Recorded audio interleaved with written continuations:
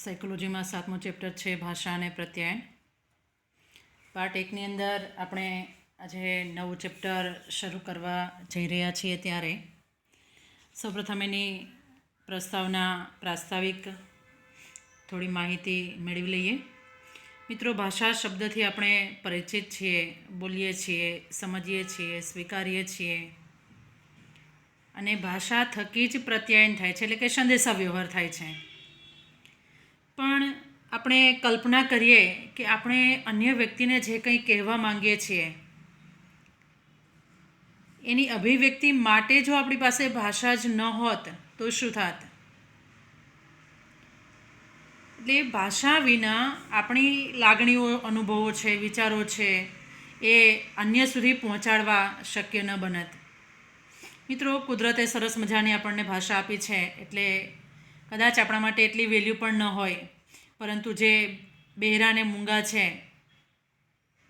એને ભાષાનું મહત્ત્વ કદાચ આપણા કરતાં વધારે હોત.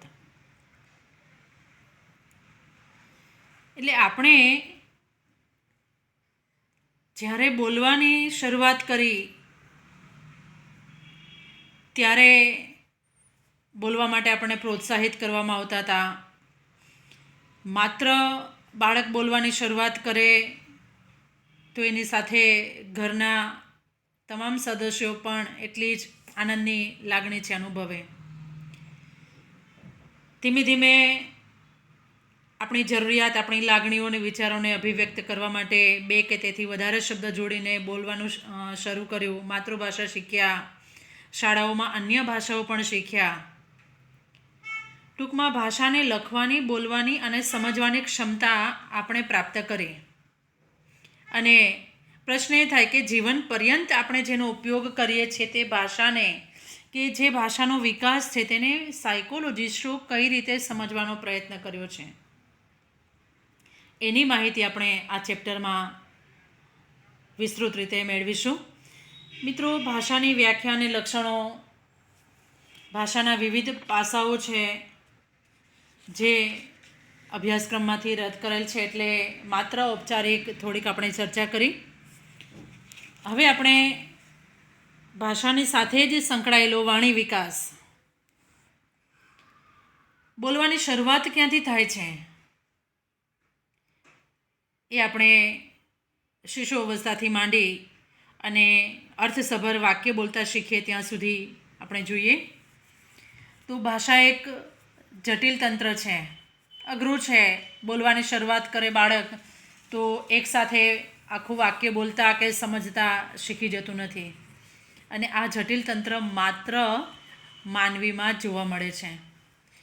મિત્રો, પ્રાણી મનોવૈજ્ઞાનિકોએ ચિમ્પાન્ઝી, ડોલ્ફિન, પોપટ વગેરેને સંકેતો કે ચિત્રોનો ઉપયોગ કરી અને સાંકેતિક ભાષા શીખવાનો પ્રયત્ન કર્યો, પરંતુ એવું જોવા મળ્યું કે ધીરજપૂર્વકના લાંબા સમયની તાલીમ પછી પણ કેટલાક પ્રાણીઓ છે માનવીની ભાષાના કેટલાક સાંભળેલા શબ્દોનો અર્થ કરી અને બંધ બેસતી ક્રિયાઓ છે જોવા મળે. પરંતુ પ્રાણીઓ દ્વારા જે શીખવામાં આવતી સાંકેતિક ભાષા કરતાં માનવીય ભાષાનું તંત્ર વધારે અઘરું છે, સર્જનાત્મક છે અને સહજ છે એમ કહી શકાય. બાળકમાં ભલે દુનિયાની કોઈ પણ ભાષાના સંપર્કમાં રહી અને વાણી વિકાસ થતો હોય, આપણે જોઈએ છે કે વિશ્વના ખૂણે આમ તો 12 ગાવે બોલી બદલાય, થોડુંક ભાષામાં ફરક પડે, પરંતુ અહીંયા કોઈ પણ ભાષાના સંપર્કમાં રહીને જ્યારે બાળકનો વાણી વિકાસ થાય, પરંતુ વાણી વિકાસ ચોક્કસ તબક્કાઓ પ્રમાણે થાય છે. સાયકોલોજિસ્ટો એવું કહે છે, સાયન્સ એવું કહે છે. તો નવજાત શિશુ કે નાના જે બાળકો છે, શિશુઓ છે, એ શરૂઆતમાં વિવિધ અવાજો કરતા હોય, ધીમે ધીમે શબ્દોમાં રૂપાંતરિત થાય. આમ તો રડવું એ નવજાત શિશુઓ દ્વારા જે ઉત્પન્ન થતો પ્રથમ ધ્વનિ છે, અવાજ છે એમ કહી શકાય.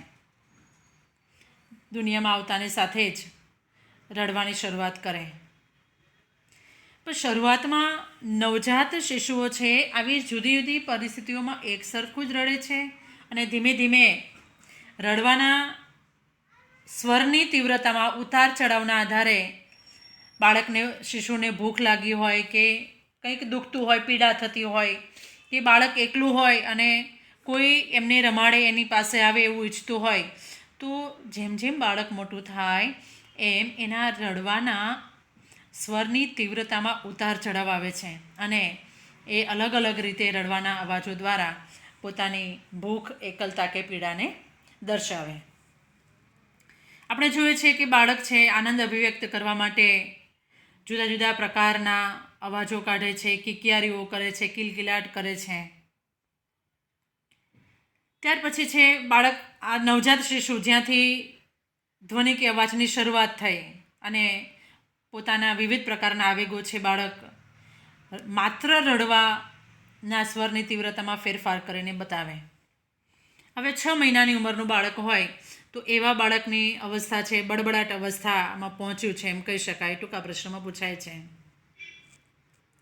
એટલે આ અવસ્થામાં બાળક લાંબા સમય સુધી જુદા જુદા પ્રકારના સ્વર અને વ્યંજનોને લગતા અવાજો વારંવાર કરતું હોય છે.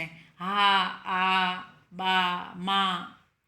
એટલે અધર, ઓષ્ઠને જે લગતા અવાજો છે એ પહેલાં બાળક શીખે છે. એટલે આવા જ બધા શબ્દો બોલતા શીખશે અને લગભગ 9 મહિનાની ઉંમર થતાં આવા અસ્પષ્ટ અવાજોના સંયોજન શરૂ થાય. એટલે એક જ શબ્દ છે, એક જ અક્ષર છે વારંવાર બોલે, દા દા દા દા, અને પોતે જ બોલેલા અવાજોનું અનુકરણ કરતા હોય તેમ તેનું રિવિઝન પણ કરે, જેને આપણે શબ્દ અનુકરણ કહી શકીએ. પરંતુ અહીંયા શરૂઆતમાં બાળક કોઈ હેતુ વગર આકસ્મિક રીતે બડબડાટ કરતું હોય છે અને જેમ જેમ મોટું થતું જાય તેમ એક અક્ષર બોલવાની શરૂઆત કરે, કારણ કે ઘરમાં અન્ય સદસ્યોનું તે અનુકરણ કરે છે.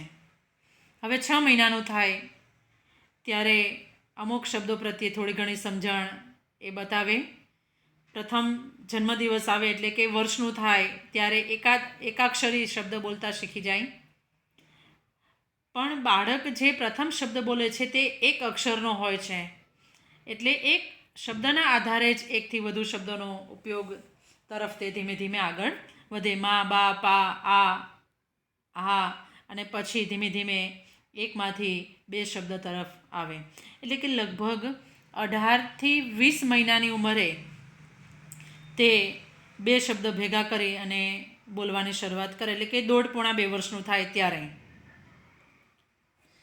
ટૂંકમાં આ સમયે, આ અવસ્થા દરમિયાન બાળક છે ટૂંકા સંદેશાઓની વાણી બોલે છે. પત્ર મળ્યો, સારું છે, પૈસા મોકલો, જલ્દી આવો, ગુડ મોર્નિંગ વગેરે. હવે આજકાલ તો SMS-માં અને ભૂતકાળમાં તારમાં વપરાતી ટૂંકી વાણી આ બધા શબ્દો છે એમ કહી શકાય. ટૂંકમાં 2 શબ્દોની વાણી દ્વારા તે મોટાભાગે અમુક ક્રિયાઓની જ અભિવ્યક્તિ કરે છે. બાબા, જા, બા, ભૂ, કુકુ વગેરે. અને 2.5 વર્ષની ઉંમર બાદ બાળક લાંબા અર્થયુક્ત વાક્યો બોલવાની શરૂઆત કરે. ટૂંકમાં બાળક 3 વર્ષનું થાય તો વડીલો પાસેથી સાંભળીને ભાષાને ગ્રહણ કરી અને ભાષાને શીખતું થઈ જાય છે.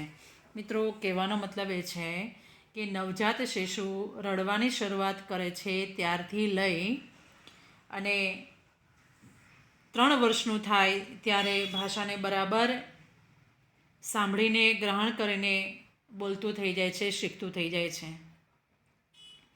હવે આપણે જોઈએ એ વાણી વિકાસ જેમ જેમ મોટું થાય તેમ વિકાસ થતો જાય તો જુદા જુદા મનોવૈજ્ઞાનિકોએ વાણી વિકાસના જુદા જુદા સિદ્ધાંતો આપ્યા છે. એમાં વાણી વિકાસના સિદ્ધાંતની અંદર આપણે ભાષાને કઈ રીતે શીખીએ છીએ, મનોવૈજ્ઞાનિકોએ એ બાબતે પોતાના સિદ્ધાંતો દ્વારા સમજાવવાનો પ્રયત્ન કર્યો છે. એટલે મનોવૈજ્ઞાનિક પ્રશ્નોની જેમ અહીંયા પણ મનોવૈજ્ઞાનિકો વચ્ચે મતભેદ છે. મોટાભાગના જે આધુનિક મનોવૈજ્ઞાનિકો છે એ વાણી અને ભાષાના વિકાસમાં વારસો અને વાતાવરણ બંનેના પરિબળોને મહત્ત્વના ગણે છે. જોઈએ આપણે સ્કિનર અને ચોમસ્કીના સિદ્ધાંતો. ટૂંકા પ્રશ્નમાં પૂછાય છે વાણી વિકાસના સિદ્ધાંતોમાં વાતાવરણ સિદ્ધાંત, જેમાં સ્કિનરનો વાતાવરણ સિદ્ધાંત પહેલાં જ ચેપ્ટરમાં આપણે જે.બી. વોટસનની સાથે એના જે અનુયાયીઓ છે વર્તનવાદીઓ, એટલે કે વાતાવરણ, એને જેવું વાતાવરણ મળે એ પ્રમાણે બાળક છે ભાષા શીખે. એટલે BF સ્કિનરનો વાતાવરણ સિદ્ધાંત એમ સૂચવે છે કે આપણે ભાષાને એ રીતે શીખીએ છીએ જે રીતે ઉંદર હાથો દબાવીને ખોરાક મેળવવાનું શીખે છે. BF સ્કિનરનો પ્રયોગ છે 12મા ધોરણમાં ઉલ્લેખ કરેલો છે કે પાંજરામાં પૂરાયેલો ઉંદર, સ્કિનર પેટીમાં પૂરાયેલો ઉંદર જો હાથો દબાવે તો જ બહારથી તેને ખોરાક મળે. એટલે આવા વર્તનવાદી મનોવૈજ્ઞાનિકના મતે ભાષાનો વિકાસ શિક્ષણના સિદ્ધાંતો ઉપર આધારિત છે. જેમ કે બોટલને જોઈને બાળક તેની સાથે બોટલ શબ્દ જોડે. એટલે ઘરમાં વડીલો દ્વારા ઉપયોગમાં લેવાતો શબ્દ છે બોટલ, એટલે એ શબ્દનું બાળક પણ બોલવામાં અનુકરણ કરશે. એટલે જ્યારે બોટલ શબ્દ સાચો બોલે છે ત્યારે મા બાપ તેને પ્રોત્સાહન આપે છે, તેને ભેટે છે, તેની સામે હસે છે. એટલે બાળકને એ પ્રબલન મળશે, કારણ કે બાળક એ શબ્દ માતા પિતા પાસેથી સાંભળીને શીખ્યું. એટલે આપણે જાણીએ છીએ કે દરેક બાળકની ભાષા બોલવાની જે લચક, જે લઢણ છે એ ઘરના સભ્યો જે રીતે બોલતા હોય, માતા પિતા જેવી ભાષા બોલતા હોય એવી જ બોલે છે. ટૂંકમાં ઘરમાં બાળકને જે વાતાવરણ મળે છે, જે રીતે પ્રોત્સાહિત કરવામાં આવે છે એ રીતે બાળક છે એ વાણી વિકાસ થાય અથવા શીખે.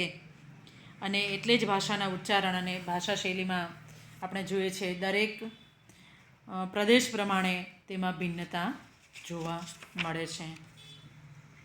ત્યાર પછી છે જન્મજાત સહજ સિદ્ધાંત, જે નોઆમ ચોમસ્કીનો છે, જે આપણે ટૂંકમાં જરા જોઈ લઈએ. નોઆમ ચોમસ્કી એવું કહે છે કે માનવી ભાષા શીખવાની અને તેના ઉપયોગની અસાધારણ શક્તિ જન્મથી લઈને આવે છે. જો બંનેના સિદ્ધાંત વચ્ચેનો ભેદ સમજજો. સ્કિનર એવું કહે છે કે બાળક ઘરમાં જે કંઈ માતા પિતા પાસેથી અનુકરણ કરે છે, જેવું વાતાવરણ મળે છે એ પ્રમાણે ભાષા શીખે. જ્યારે નોઆમ ચોમસ્કી ભાષાશાસ્ત્રી છે એ એવું કહે છે કે ભાષા બોલવાની ને શીખવાની, એનો ઉપયોગ કઈ રીતે કરવો એ આપણે જન્મથી લઈને આવીએ છીએ. બંને પોતપોતાની રીતે સાચા છે. બાળકને શાળાએ મૂકીએ એ પહેલાં પણ બાળક કેટલાક શબ્દો અને વ્યાકરણને શીખે છે. એટલે એવા વાક્યો પણ બોલે છે જે ક્યારેય સાંભળ્યા ન હોય. તો કહેવાનો મતલબ એ છે કે ભાષા શીખવામાં બાળક અનુકરણ કરે છે તેવું ન કહી શકાય. ઘણીવાર ઘણું બધું નવું પણ બાળક બોલે છે. સમગ્ર દુનિયાની અંદર આપણે જોઈએ તો બાળકોમાં ભાષા વિકાસ માટે એક વિશેષ સંક્રાંતિકાળ હોય છે. અને જો સફળ રીતે ભાષા શીખે તો વાણી વિકાસ થશે જેમ કહી શકાય. એટલે ભાષા વિકાસ છે એ શારીરિક પરિપક્વતા જેવો હોય છે.